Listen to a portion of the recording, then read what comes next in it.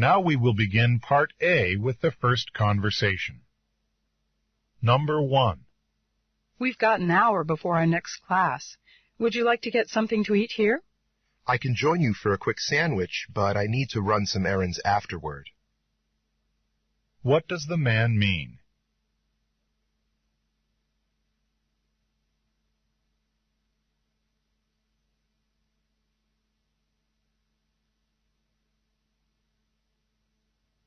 Number 2.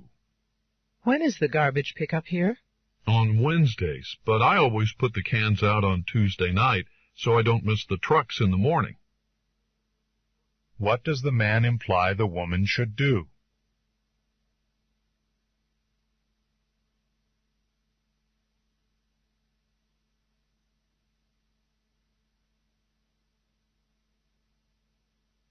Number 3. Hey, how come you never took that introductory math class? You know, the one everyone else had to take?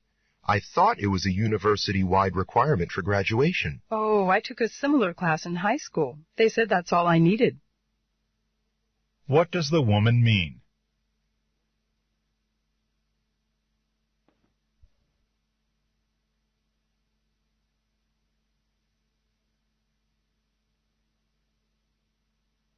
Number 4.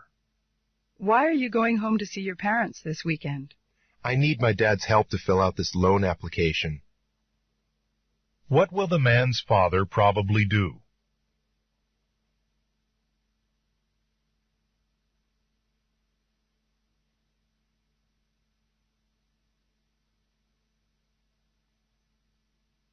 Number 5. Excuse me, could you tell me where the nearest payphone is? Well, the nearest one is in the library, but that closed an hour ago. I think the next closest one is probably in the student center. What does the woman imply?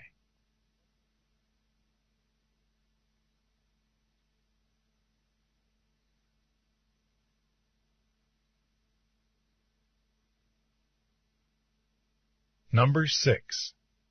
I heard you needed people to bring stuff for the picnic.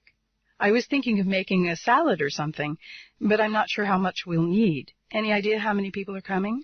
Don't worry about it. Everything's already been taken care of. What does the man mean?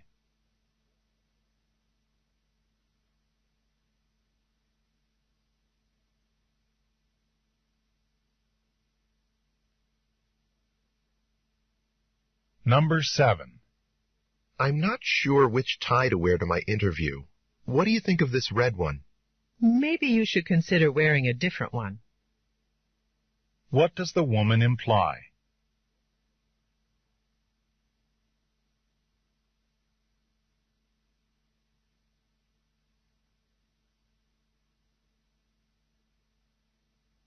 Number 8. I'm going to be out of town all next week, and I'm looking for someone to feed my cat while I'm gone. You don't suppose I could talk you into it, do you? You know, I'd be glad to, but I'll be away next week too. But you know what? Let me give my sister a call. She loves animals, and she lives only a couple of blocks from your apartment. What does the man imply?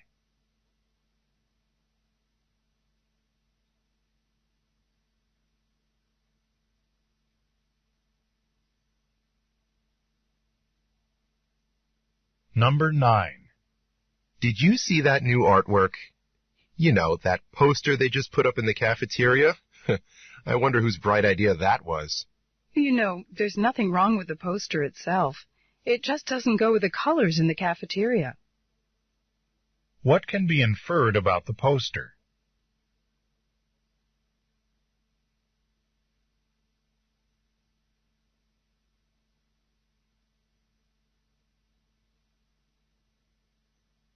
Number 10. You know, that report was due in my office a couple of days ago. Where is it? I'm sorry, it's coming along, but as long as the computer's down, I can't finish it. What does the man mean?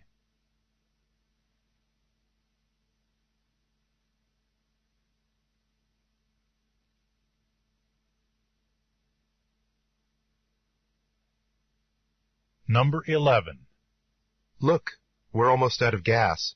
We better stop at the next gas station. We have enough to make it to campus. If we stop now, we'll be late for class. What does the woman imply?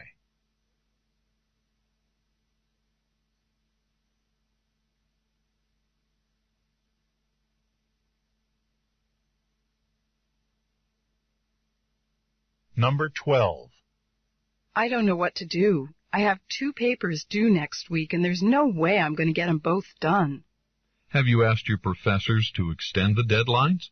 They're usually pretty good about that sort of thing. But if you're going to ask them, don't wait till the last minute. What does the man imply the woman should do?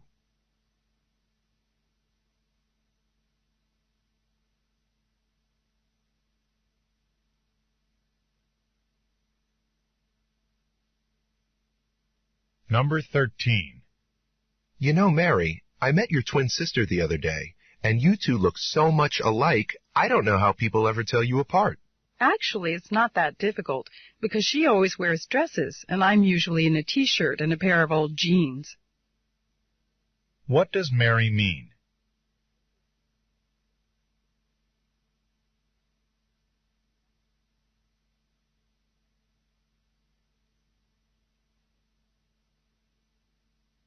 Number 14. Excuse me, do you sell calculators? I looked over in the office supplies section, but I couldn't find any. That is where you'd find them, but we're all sold out. We probably won't have any in for a few more weeks. What does the man mean?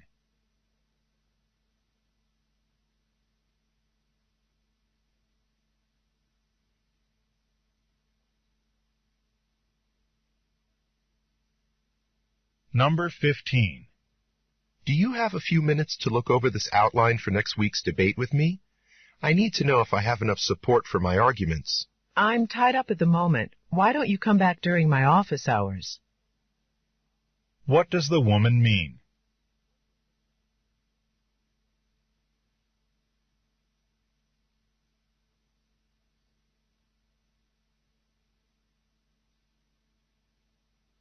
Number 16. You're taking another computer class?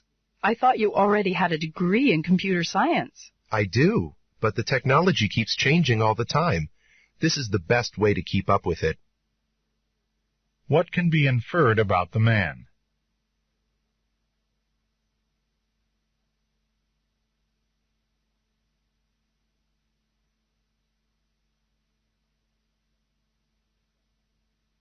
Number 17. Would you like me to water your plants while you're away? Thanks for the offer, but Mark already said he'd keep an eye on them. What does the woman say about Mark?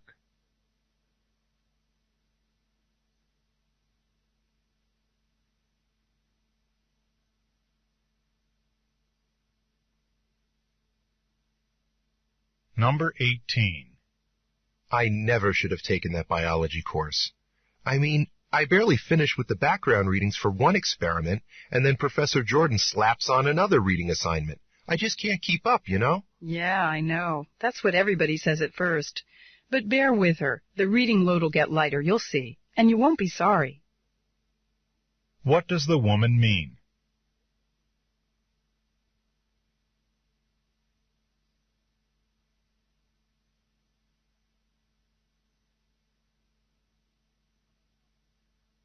Number 19. I feel awful. I'm thinking maybe if I go to the clinic, they could give me something to make me feel better. I'm no expert, but I know how hectic your schedule is these days. Between studying for finals and your part-time job, you're never back at the dorm before midnight. Maybe you should try slowing down a little. What does the man imply about the woman?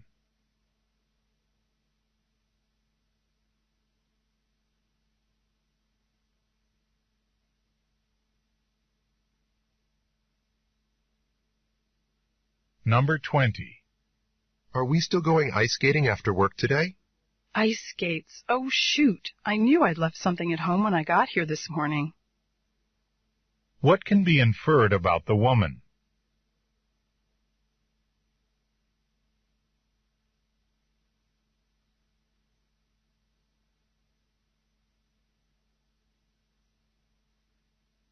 Go on to the next page.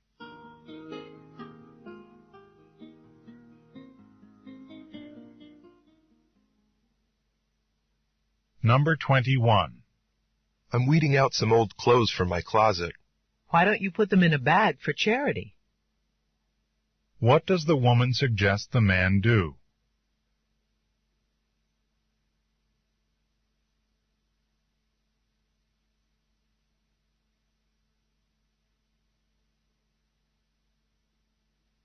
Number 22. Do you think you could lend me a few dollars until tomorrow? I left my wallet at home and I don't have enough money for lunch. Why don't you just let me treat you? I just got paid. Besides, I owe you for helping me with that physics project last month. What does the man imply?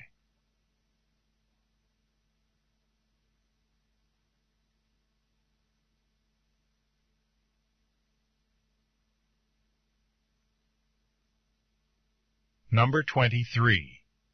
Are you going to keep your part-time job next semester at the biology laboratory? Or are you going to try for a different laboratory this time? Actually, neither. 1 semester as a lab assistant is enough. Washing test tubes can get old pretty fast. What does the woman mean?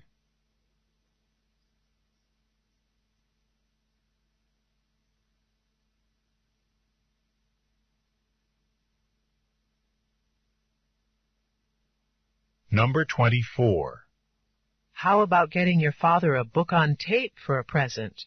This bookstore has ones covering everything from mysteries to historical novels. They're really popular. Well, he does spend a lot of time driving. He could listen to them on the way to work. What does the man mean?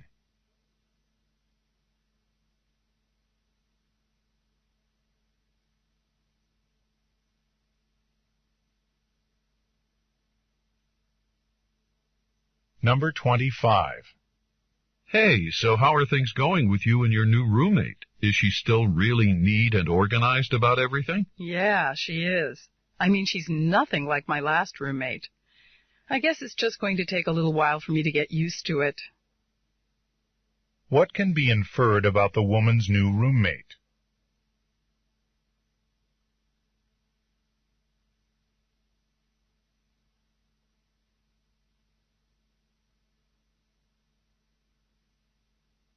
Number 26.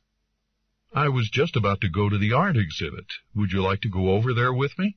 I made plans with Susan to go tomorrow afternoon. What does the woman mean?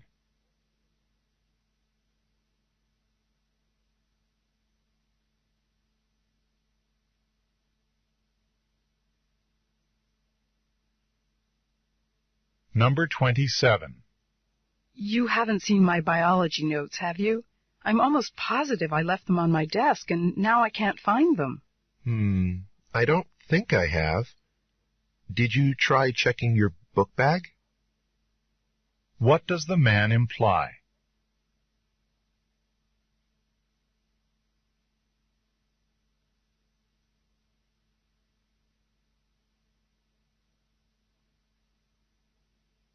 Number 28. This weather is unbelievable. I can't remember the last time we had such a warm winter. Isn't it great? Not if you like to ski, it isn't. What can be inferred from the conversation?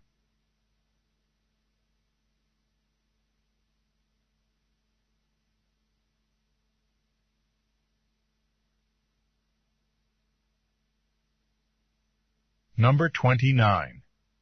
Joan, I'm glad I reached you. I'm at a payphone somewhere between Madison and Liberty Streets. Can you give me those directions again? Wow, Madison? Just forget the way I told you before. Do you have a pencil and paper? What does the woman imply?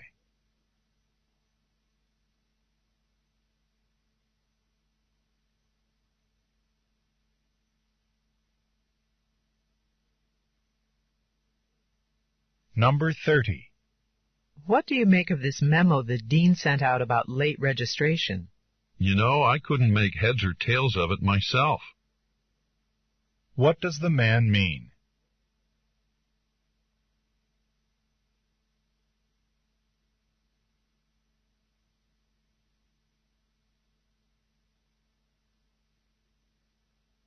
This is the end of Part A.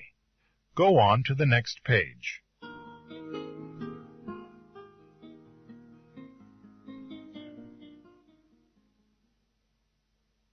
Now read along as the directions for Part B are being read. The test continues on side 2. Part B. Directions. In this part of the test, you will hear longer conversations. After each conversation, you will hear several questions. The conversations and questions will not be repeated. After you hear a question, read the 4 possible answers in your test book and choose the best answer. Then on your answer sheet, find the number of the question and fill in the space that corresponds to the letter of the answer you have chosen. Remember, you are not allowed to take notes or write in your test book. Go on to the next page.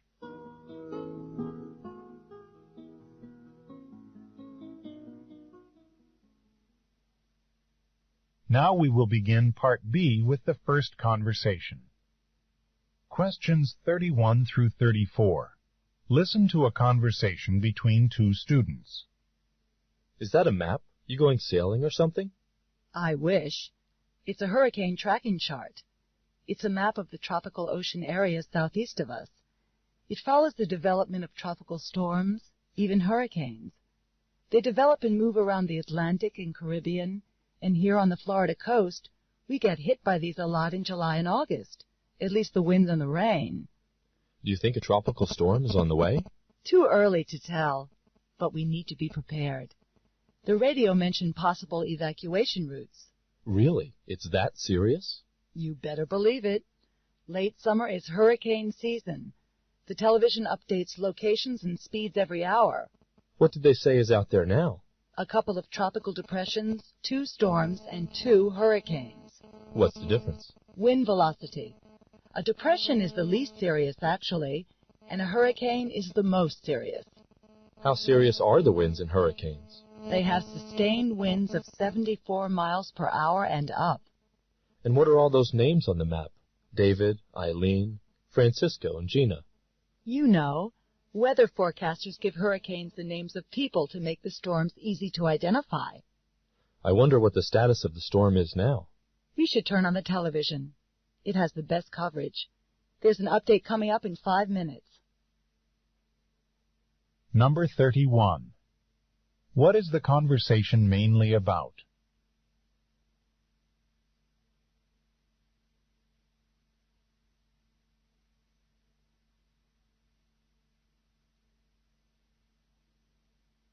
Number 32.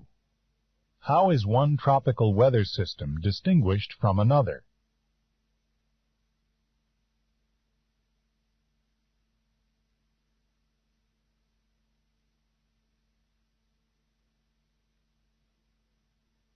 Number 33. How do weather forecasters identify hurricanes?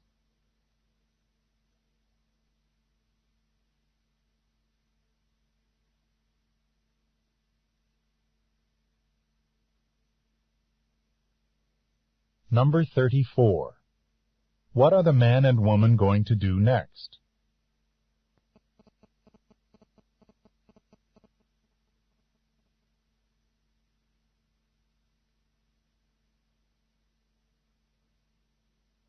Questions 35 through 38. Listen to a conversation between 2 students about a biology project. So, what's your biology project about? It's about microorganisms that live by chemosynthesis. What's chemosynthesis? Well, it's pretty complicated.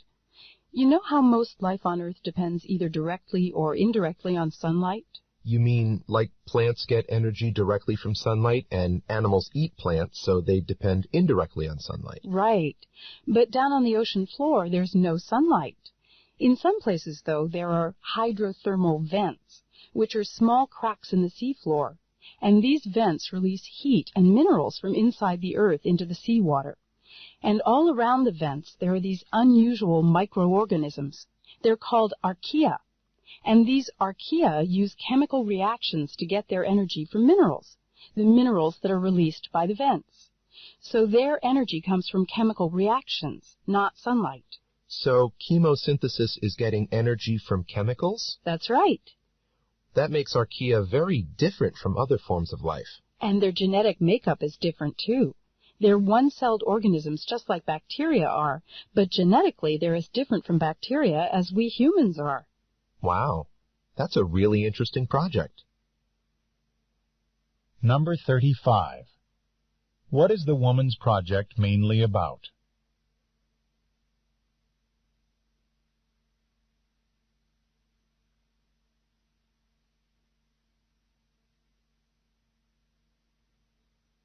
Number 36. According to the woman, where are hydrothermal vents found?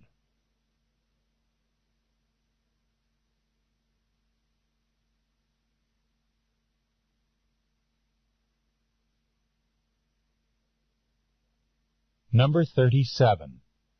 What does the woman imply about archaea?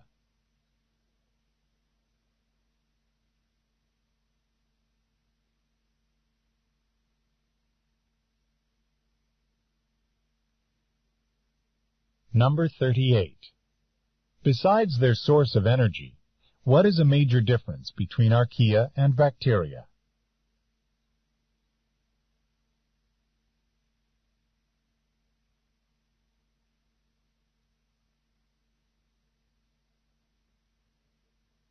This is the end of Part B. Go on to the next page.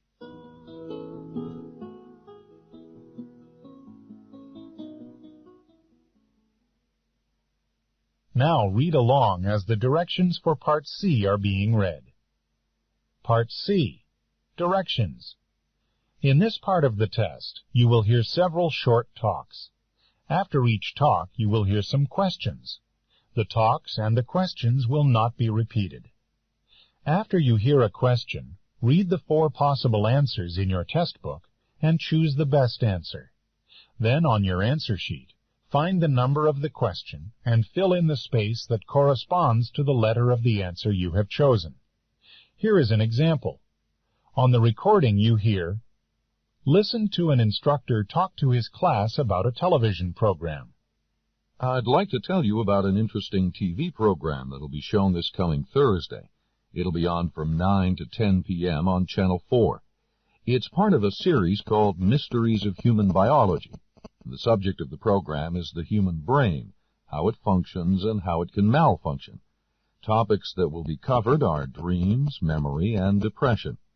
These topics are illustrated with outstanding computer animation that makes the explanations easy to follow. Make an effort to see this show. Since we've been studying the nervous system in class, I know you'll find it very helpful. Now listen to a sample question. What is the main purpose of the program? In your test book, you read, A. To demonstrate the latest use of computer graphics. B. To discuss the possibility of an economic depression. C. To explain the workings of the brain. D. To dramatize a famous mystery story. The best answer to the question, what is the main purpose of the program, is C. To explain the workings of the brain. Therefore, the correct choice is C. Now listen to another sample question. Why does the speaker recommend watching the program? In your test book, you read, A. It is required of all science majors. B. It will never be shown again. C. It can help viewers improve their memory skills. D. It will help with coursework. The best answer to the question, why does the speaker recommend watching the program, is D. It will help with coursework. Therefore, the correct choice is D. Remember, you are not allowed to take notes or write in your test book. Go on to the next page.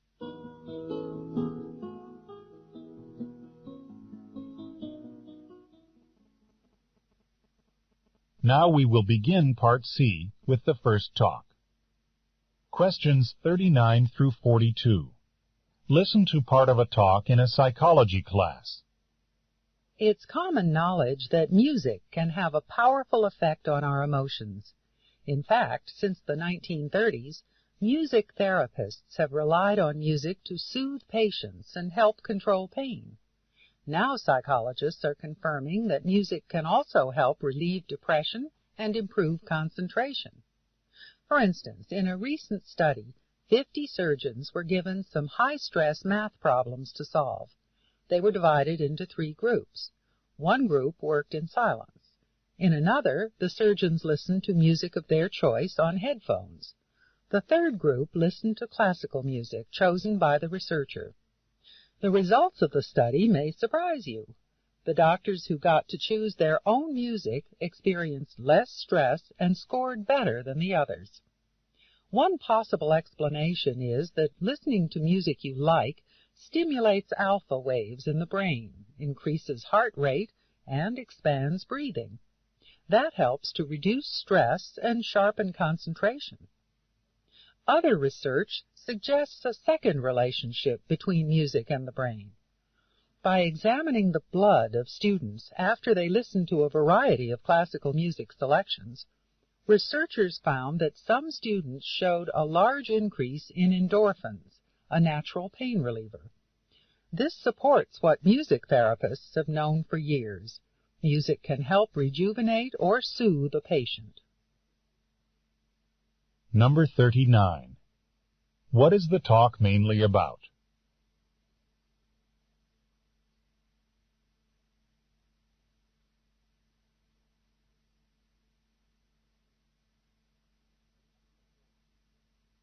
Number 40.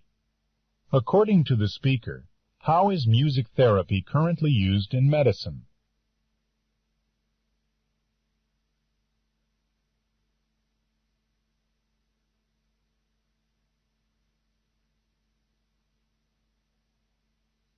Number 41.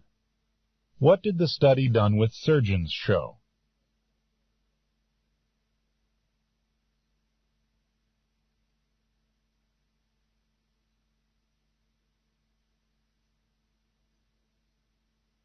Number 42. In the study of students exposed to classical music, what effect did the music have?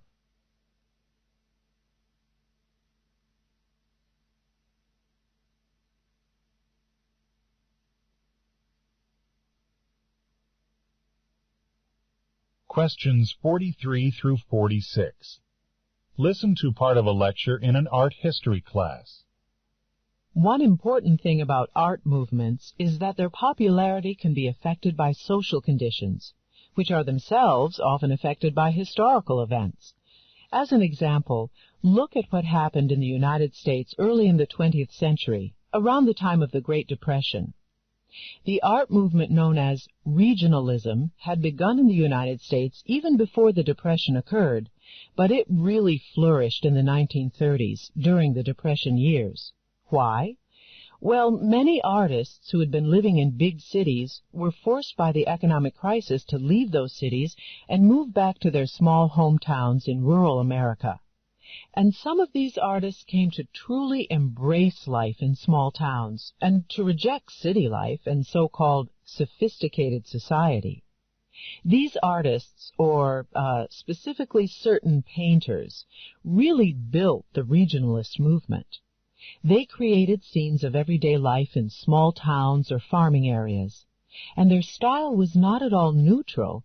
Really, they glorified or romanticized country life, showing it as stable, wholesome, and embodying important American traditions. And this style became very popular, in part because of the economic conditions of the time. You see, the Depression had caused many Americans to begin to doubt their society. But regionalist artists painted scenes that glorified American values, scenes that many Americans could easily identify with. So the movement helped strengthen people's faith in their country, faith that had weakened as a result of the Depression. But in the 1940s, before and after the Second World War, American culture began to take on a much more international spirit, and regionalism, with its focus on small-town life, well, it lost a lot of popularity as American society changed once again. Number 43. What is the lecture mainly about?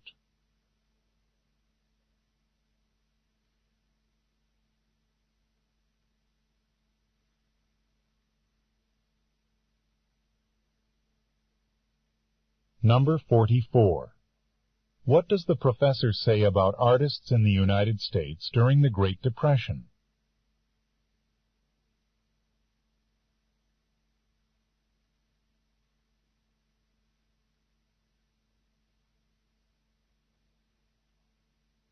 Number 45. What kind of scene might be shown in a typical regionalist painting?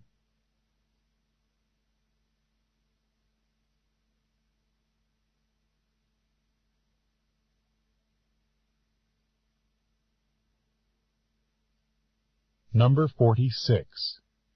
According to the professor, what happened in the United States in the 1940s, around the time of World War II, that affected the popularity of regionalist art?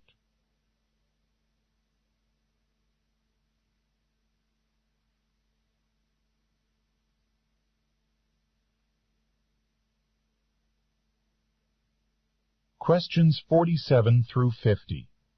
Listen to a guest lecturer in a geology class.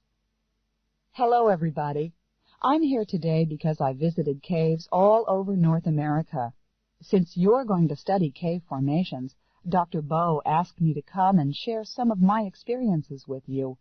In addition to describing some technical aspects about caves, I want to convey the sense of adventure that cavers share.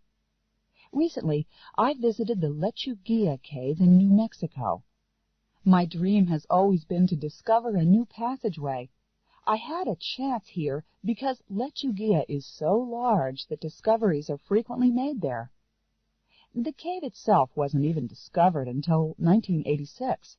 However, people in the area had figured that there must be a large cave nearby because of strong winds that blew from behind the rocks that covered the entrance. Enormous amounts of air enter and exit caves in order to maintain a balance of pressure with the outside atmosphere. When I climbed into the cave, I had to fight 45-mile-an-hour winds. After all that effort, I had to be extra careful about maintaining my energy level. People who are tired tend to get careless, and may be more concerned about getting out of the cave than taking care of it. There are formations in LячUGuia that look like ocean waves, Christmas trees, and other stuff no one's ever seen before. Caves are usually created by carbonic acid that trickles down from above, but this cave was sculpted out by very powerful sulfuric acid that rose up from below. Number 47. Why was the speaker particularly excited about visiting LячUGuia Cave?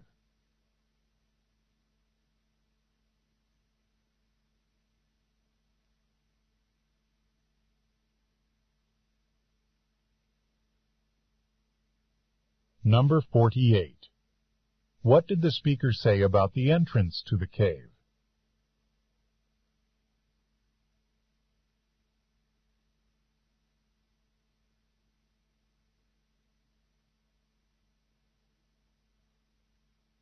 Number 49. What does the speaker imply about cavers who get tired?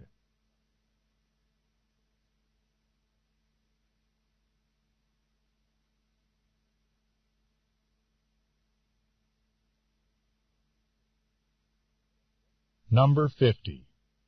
What makes LячUGuia's formations so unusual?